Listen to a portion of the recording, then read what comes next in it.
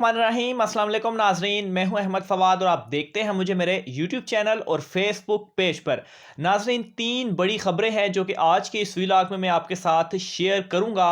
सबसे पहली खबर तो दो जजिस के हवाले से है कि बड़ी अदालत के दो जजिस की कुर्सी इस वक्त ख़तरे में है। आखिर चल क्या रहा है, वो कौन से दो जजिस हैं, उनकी कुर्सी जो है वो कैसे ख़तरे में है, इस हवाले से तमाम तर डिटेल्स जो हैं वो आपके सामने रखूंगा और साथ ही साथ आपको ये भी बताऊंगा कि chief justice justice Gulzar Ahmad साहब जो हैं वो एक्शन में है। और इस हवाले से कुछ तफसीलात तो मैंने अपने एक वीलॉग में मैं आपको बता चुका हूं, लेकिन मज़ीद अहम और बड़ी तफसीलात जो अब तक मंजर आम पर नहीं आई, उस हवाले से कुछ डिटेल्स हैं वो जो है वो मैं आपके साथ शेयर करूंगा। और ये जो डिटेल्स हैं वो आइंदा जो इंतखाबात आ रहे हैं उन इंतखाबात से जुड़ी हुई हैं। इसके अलावा नाजरीन, आखिर में आपको मरियम नवाज के हवाले से खबर दूंगा कि मरियम नवाज ने कैसे अब खुद बोलकर एनआरओ जो है वो मांग लिया है। मरियम नवाज ने क्या कहा और कैसे उन्होंने एनआरओ मांगा है, इस हवाले से भी जो तमाम तर तफसीलात हैं वो आपकी खिदमत में पेश करेंगे। आगे बढ़ने से पहले नाज़रीन, अगर आपने चैनल को सब्सक्राइब नहीं किया तो इसे सब्सक्राइब कर लें ताकि मेरे और आपके दरमियान जो ये राब्ता है ये यूं ही बरकरार रह सके।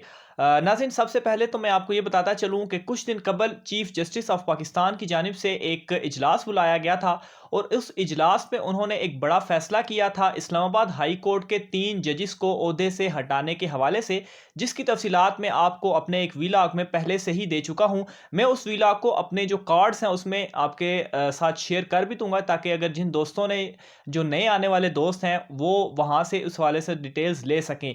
लेकिन अब मज़ीद जो दो जजिस हैं उनकी कुर्सी ख़तरे में है। सबसे पहले तो उन दोनों जजिस के मैं माफ़ कीजिएगा, उन दोनों जजिस के जो नाम हैं वो आपको मैं बता देता हूं। तो जस्टिस बाबर सत्तार साहब और जस्टिस तारिक महमूद जहांगीरी साहब, ये दोनों जो जजिस हैं ये दोनों इस्लामाबाद हाई कोर्ट के जजिस हैं और इन दोनों जजिस को कुछ माह कबल ही इस्लामाबाद हाई कोर्ट में बतौर जज जो है वो तैनात किया गया था। कॉन्ट्रैक्ट बेसिस पर इन जजिस को तैनात किया गया था। बहरहाल इन्हें जो है वो बाद में कॉन्ट्रैक्ट पर तो थे, लेकिन बाद में इन्हें परमानेंट भी जो है वो किया जा सकता था या इनकी मुद्दत में भी जो है वो तोसी की जा सकती थी। लेकिन अब ये है कि अब इनकी जो परमानेंट करने के हवाले से जो चीज़ें हैं वो इनकी कारकर्दगी के ऊपर इन्हसार कर रही हैं, क्योंकि जो पहले 3 जजिस को फारिग किया गया, उन 3 जजिस को इसी बिना पर फारिग किया गया कि उन्होंने जो कारकर्दगी थी वो उस तरह से नहीं दिखा सके। और ये जो दो जजिस हैं ये भी अभी तक परमानेंट नहीं हुए। तो अगर ये भी अपनी कारकर्दगी नहीं दिखा पाते तो ऑब्वियसली इन्हें भी अपने ओहदे से जो है वो हटाया जाएगा। और ये नाजरीन chief justice of Pakistan justice Gulzar Ahmed की जानिब से एक वाज़ेह पैगाम है कि कारकर्दगी दिखाओ वरना घर जाओ। और नाजरीन, मैं तकरीबन 6-7 साल से सहाफ़त कर रहा हूँ और कोर्ट रिपोर्टिंग कर रहा हूँ। मैंने एटलीस्ट कम से कम ये चीज़ पहले कभी भी नहीं देखी। और ये जो चीज़ है ये आज मैं पहली मर्तबा देख रहा हूँ कि इससे कबल 3 जजिस जो हैं उनको हटाया गया और अब जो है वो मज़ीद जो 2 जजिस हैं इन्हें अभी तक परमानेंट नहीं किया गया। और ऑब्वियसली इनको परमानेंट करने से पहले इनकी जो कारकर्दगी है वो देखी जाएगी और ख़ास तौर पर जो कॉन्फिडेंस का मामला है कि आया बतौर जज ये इनका जो कॉन्फिडेंस है वो एक जज के तौर पर है कि नहीं है। तो ये बहुत अहम जो है वो होने जा रहा है।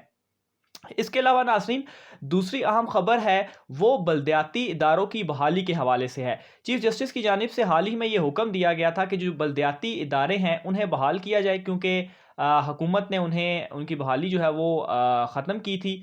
तो जिस पर बल्दियाती नुमाइंदे जो है वो सुप्रीम कोर्ट आए थे और वहाँ से उन्होंने बहाली का हुक्म लिया था।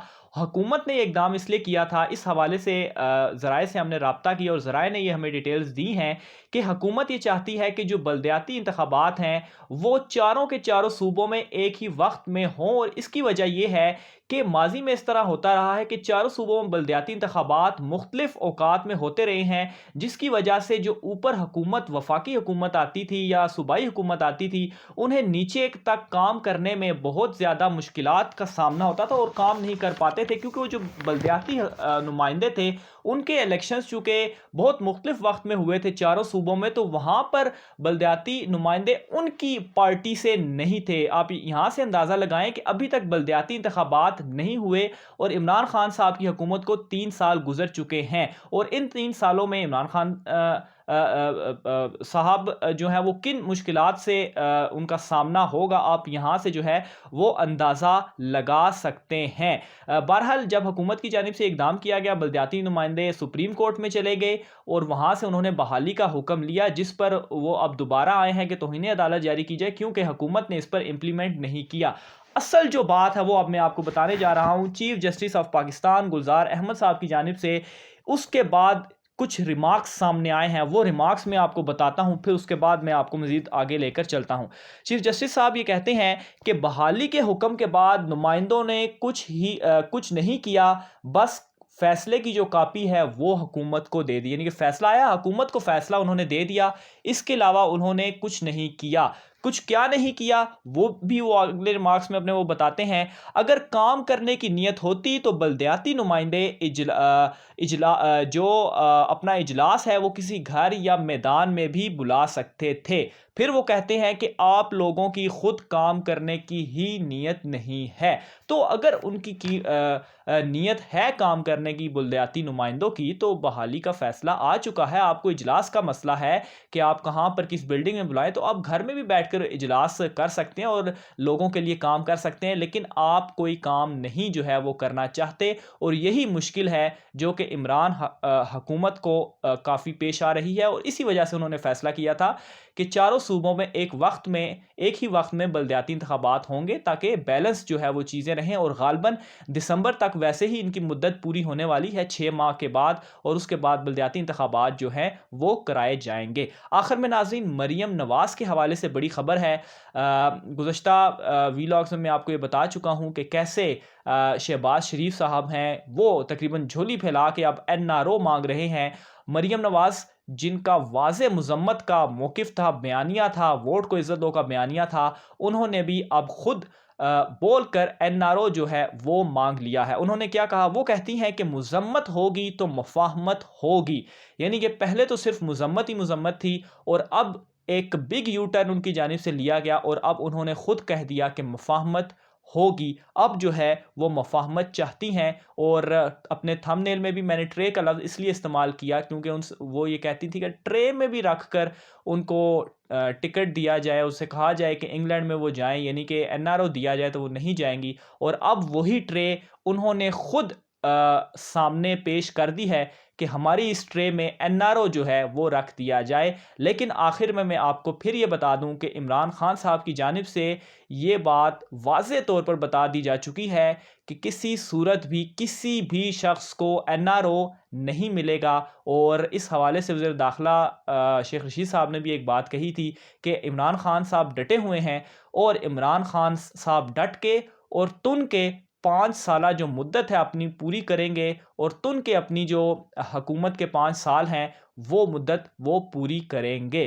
तो नाज़रीन, ये आज की अहम डिटेल्स थी। होपफुली आपको ये पसंद आई होंगी।